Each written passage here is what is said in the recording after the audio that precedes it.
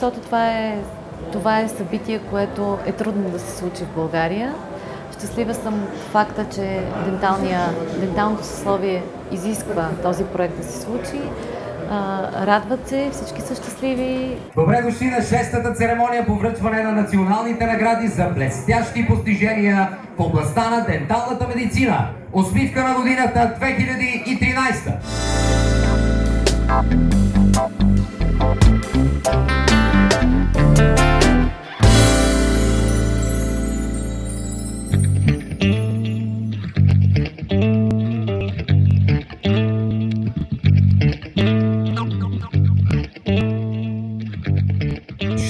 Са категориите, в които усмивка на годината всяка година отличава най-добрите сред най-добрите.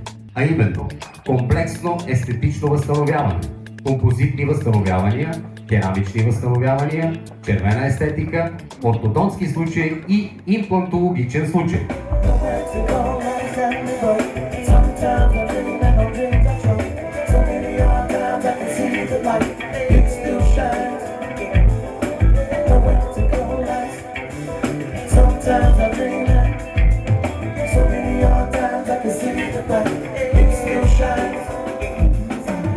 Тази награда е голямо признание за мен, защото аз съм абсолютен новак в сферата. Реално завърших миналата година.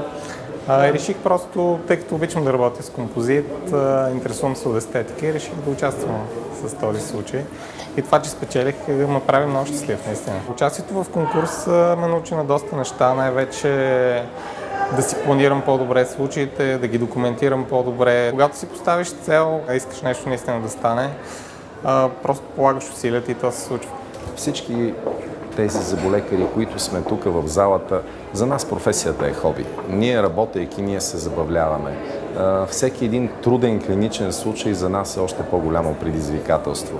И когато го завършим, това е едно огромно удовлетворение.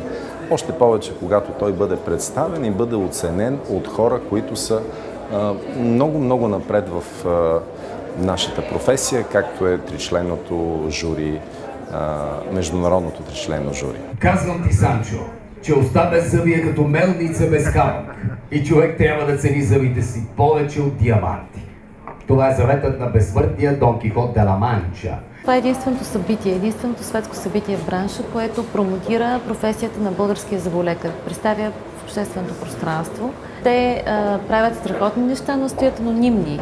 Никой не вижда, никой не знае, освен пациента, такъв какъвто е. Решихме да ги изнесем в общественото пространство. Малко им е дискомфортно, усещам, малко им е трудно, макар и след 6 години, но смятам, че един ден те ще озреят за тази идея, защото доколкото знам, това, което съм чела за историята на Оскарите, първите години никой не е възприемал сериозно тази идея. Казах на Оляна, тя трябва да продължи, а ние ще продължим да я подкрепяме пълноценно.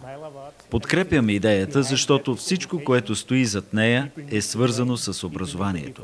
Хората се нуждаят от обучение и цел. Резултатите са невероятни.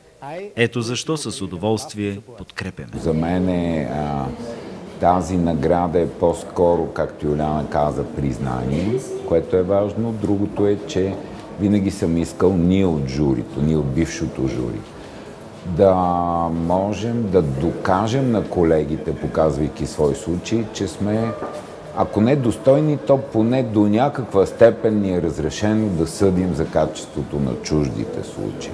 Предстои кулминацията на усмивка на годината 2013. Според регламента на конкурса, един от всички победители в отделните категории ще напусне сцената на София Лайф Клуб като големият победител на 2013 година. Професор Бичачо, доктор Йованович и професор Мангани единодушно посочиха неговото име. And the results were the final person, dentist that we don't know who you are. The big winner were with full agreement between all of us. I looked at all the categories and I'll give you my top two.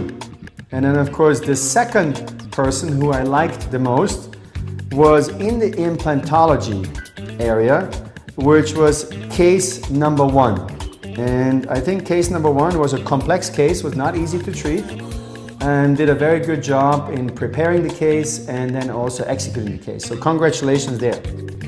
But my absolute favorite case, and I want to congratulate the contester and the doctor, was the second case in the group of ceramic restorations, who I really felt was a beautiful, diagnosed, planned, and treated full rehab case. At the end of the evaluation, I decided to vote as the best presented case at the Smile of the Year 2013, the case number 2 in the ceramics category. And not only for the aesthetic result, for the beautiful aesthetic result, but above all for the very correct and modern treatment plan and the reinstatement of a perfect morphology and function using a fantastic conservative approach by way of bonded partial restorations. Носителя на голямата награда е доктор Павел Панов и зъботехник Александър Стоянов, зъботехническа лаборатория Дагдент, Варна.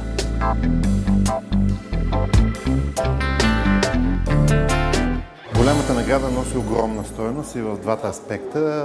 В първия в личен план, тъй като журито в лицето на Ницан, Саша и Франческо е много авторитетно в моите очи. По проста причина, че те са един вид мои учители. Аз много се радвам, че са гласували за случая ми, защото са разбрали философията, лечебната ми философия.